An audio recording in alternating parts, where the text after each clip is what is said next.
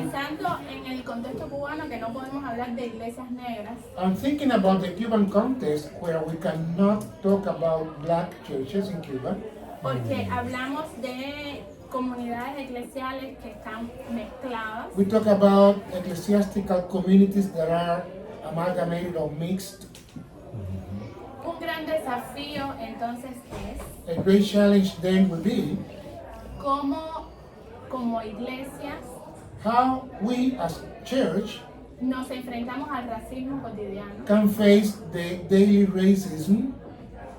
Cómo como iglesia How can we as church contribuimos a que los miembros, mujeres y hombres negros de una comunidad de fe can contribute that members of a faith community, black women and men, confirman su identidad en un espacio que no les sea excluyente, can confirm their identity in a space that is not excluding them.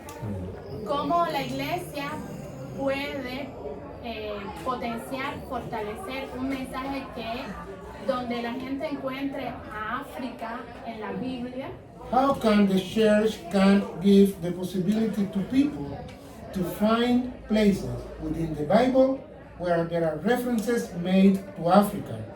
y que la gente se conecte con un continuo histórico del cual forma parte. And people should get connected to that historical contiguity that we are part of. En el caso de Cuba, donde al igual que en otros contextos de América Latina, hay un auge de los fundamentalismos religiosos. In the case of Cuba, in the same way as in other parts of Latin America, where this religious fundamentalism has a high presence, Fundamentalismos que tienen una ideología de derecha, capitalista, pero también racista, They have a right-wing machista, ideology, but also they are machistas, they are patriarchal, capitalist, heteropatriarcal. heteropatriarchal. Como la iglesia, por ejemplo, en Cuba, enfrenta esa realidad. ¿Qué alternativa tiene la gente en un contexto de crisis económica, de crisis política, social? How the church can face that reality?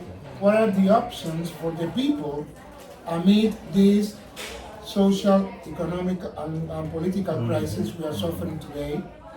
¿Cómo desde la iglesia también podemos enfrentar un liderazgo en la iglesia cubana que sigue siendo blanco? How can we face a leadership in the Cuban church that is still a white leadership, Que sigue siendo masculino, still male, que sigue respondiendo a una determinada clase social? still responding to a given social class? Cómo la música de nuestras iglesias conecta con la cultura de los sectores más populares y sectores de población negra. How que the forman music in esa- our churches can connect with the most popular sectors and the culture of those popular sectors in our communities. Cuando lo clásico, lo sagrado, lo que de verdad viene de Dios son esos himnos que nos fueron impuestos. When what is sacred, what is the hymns which and the chants we should play are the ones that were imposed to us.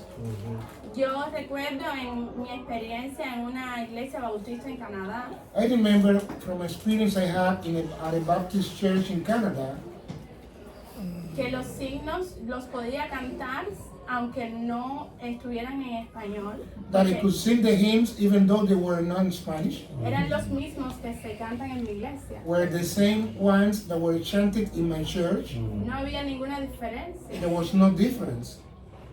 Y culturalmente hay mucha diferencia. And culturally speaking, there is a lot of difference there. Entonces, ¿cómo enfrentamos ese eurocentrismo en nuestras iglesias? So how can we face that Eurocentric approach in our churches? I think outside earlier it was a side conversation. I was chatting with some colleagues about the evangelism that happened in Latin America that was led by Southern Baptists. people. And so their understanding of who God was became foundational to the practice of faith, in particular among, and you will see it a lot in Colombia and Brazil, as a matter of fact, in their practice and culture of faith. And what I'm suggesting, and the reason this came about, is I think on one spectrum, that there is a generation who only see God as painted, I think, and because we have been, what I believe, complicit or have not challenged what God looked like until maybe the tension of a Black Lives Matter, and then all of a sudden we want to try to resurrect this romanticized kind of Black church because we neglected and left it to them to define who God was in the image of God. And that's what happened in Latin America. And the revolution that's happening in Latin America among Christians is that they are now kind of rebelling against this, but that formed the foundation. However, though, I think that what she talked about is a denomination that there's some contention about whether or not it was founded in Brazil or whether it was founded in Africa, etc. The reign of God, the reign and it not only has become like a prosperity kind of ministry pattern after what has happened in America, but it's also become a political powerhouse. And so the former conservative Bolsonaro of Brazil, that's whom that leadership backed and caused and challenged their members, which made up a lot of the poor working class population of Brazil, in particular Afro-Brazilians, to go out and support. I think, again, I am so glad that IDL is here and Betty Ruth, because I think instead of just hearing from my voice, the very same thing happening in America is also happening there. And I just cannot believe that there is no connection. Let me go back to the symbolism of the upper room. I just don't believe that if we got together in the same room and discovered that my experience is your experience and your experience is my experience. Oh, you came to know Jesus this way, and I came, and somehow we don't get on one accord, and we get power. And I think they have been intentionally on the right and left saying, oh, well, the Black church is this, or it got to look like this, or the fact that it's, and I'm not saying that there hasn't been harm in the space and et cetera, but the more we run from it, as you said, I'm paraphrasing what you said, then run to it from all vantage points in our community. Because I don't think there is a singular Black church. I think there is a multifaceted Black church. And we got to accept and embrace that, and then be in conversation with one another. Otherwise, we become complicit and let them drive the narrative. Oh, I'm sorry. I was just one thing you just said. I thought about the difference of why the first slave trade with Haiti was from Haiti. Haitians, the people, the enslavement of the first enslavement ship or whatever. Point is, Haitians come from the same sort of place. In Africa, we're basically from Dahomey and stuff, and we spoke the same language, as opposed to when going to America, they were like, okay, what we need to not have is these people from the same place, the same tribe in one concentration. And so as they progressed to do slavery, they mixed us up. So we're all ethnic, probably different ethnicity from the different parts of, for Africa.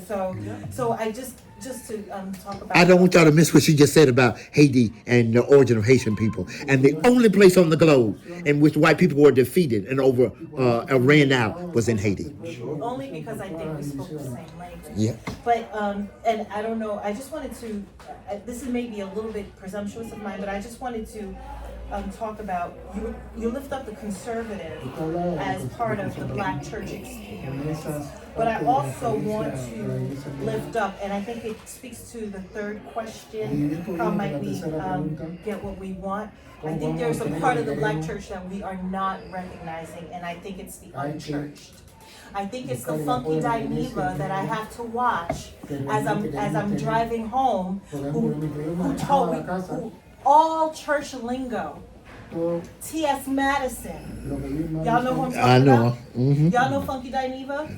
Part of the LGBTQIA with amazing following.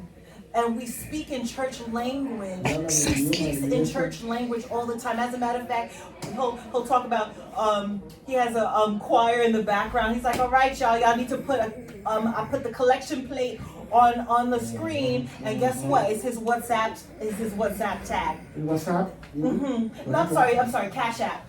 That's his collection plate, and he'll talk about current events he's very interesting. But I'm talking about the unchurched part of the Black church, part of the demographic that has been hurt, like T.S. Madison, who's a gorgeous trans woman fighting for justice. I believe, they are our answer in this new Black church on reimagining. And the way they do social media is how, because Funky will have about 17,000 people on his live, and he may not even announce that he's having a live.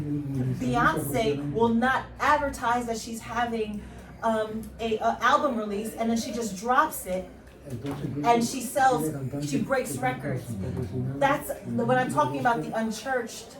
I'm wondering, I think they maybe, if we can figure out a way to reach out or include them into the Black church, I think it helps with the reimagination. As a probably unhelpful and unstable category, I often think about those, and this was based on something I was asked to write for, like Bonner or one of those, stats, native folk. Is this thinking about folk in that tradition as like the once church or the church folk? There's a serious cultural relationship to Black church practices, Black church experiences, Black church traditions, but no active fellowship, to use a churchy word, right? No active fellowship, but no less, these folk probably have disciplined theology in some ways. Absolutely. Church-inspired morals, the best of what they saw from grandma, Yes. mama, and them. Yes. And that's still, there isn't a reason to say that they're still part of the family, even if they never come home. Exactly. Like, I ain't seen cousins in years. Yeah. They're still part They of the still family, family. even though they don't come to the reunion every year, right? They don't come to the space. But to be able to name them as, to whatever extent they're willing to be included in how we think of them as Black church, right? But to be able to make space for them as family. But wouldn't we, so that inclusiveness wouldn't be a part of those Black conservatives? Because there's some separation in that. Oh, they're conservative, so they're not really on our side, but they are. They're Black. So what to your point, I'm just thinking about what you said. You made some really good points. But being able to have a safe space for people to lay out their ideology and what they believe and not isolate them for that. The church has been real prevalent in isolating folk. LGBTQ people are isolated. They've been hurt by the church and put out and named, and they don't see it as something that they need. And so how do we unify this polyvocal experience of being Black? And in my head too, like the Black church is Black culture, has been Black culture, but now now we're talking, it's conservatism, it's LGBTQIA, it's this, it's that. And so how do we find now this new common language? I do think the point that you made, and I tend to, I'm a TikToker. And so that's how I discovered T.S. Madison.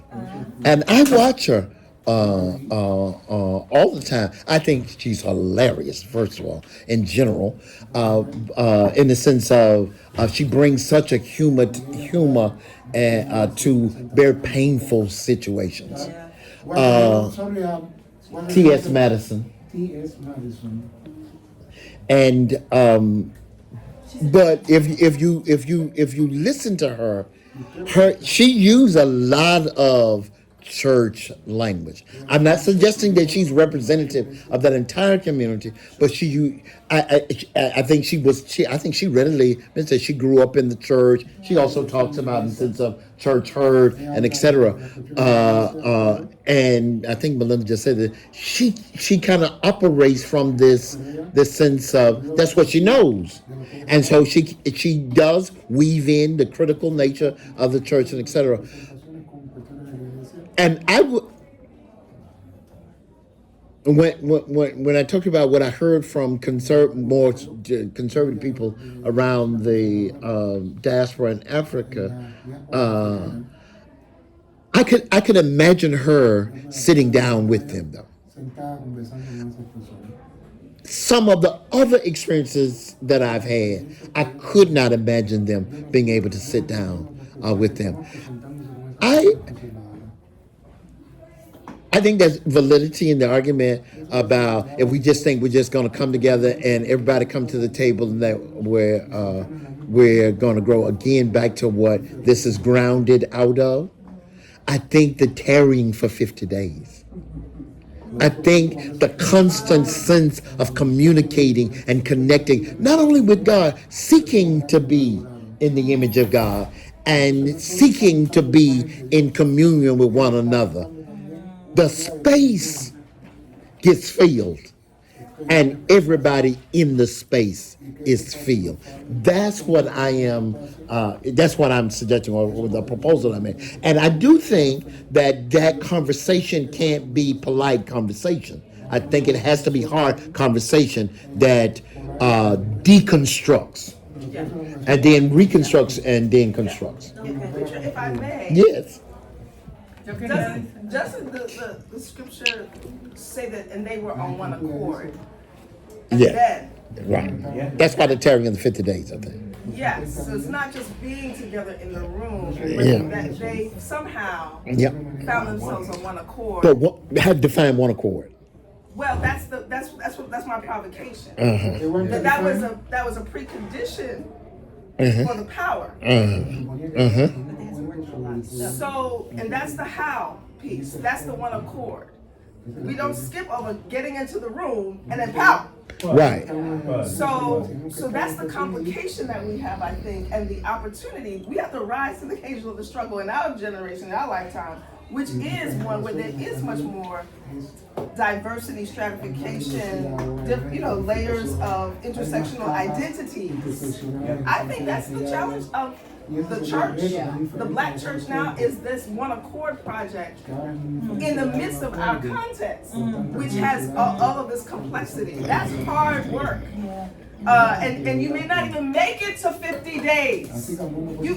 As someone who facilitates conversation and movement spaces, and we're enlightened with the right ideologies, it is some of the most toxic places you ever want to be, because we really don't know how to be together and to hold ourselves together well. We don't have those skills. And I think that's the best thing that we can offer, we the Black church, whoever, to the world. It's like how to actually do and become that for people, for all people.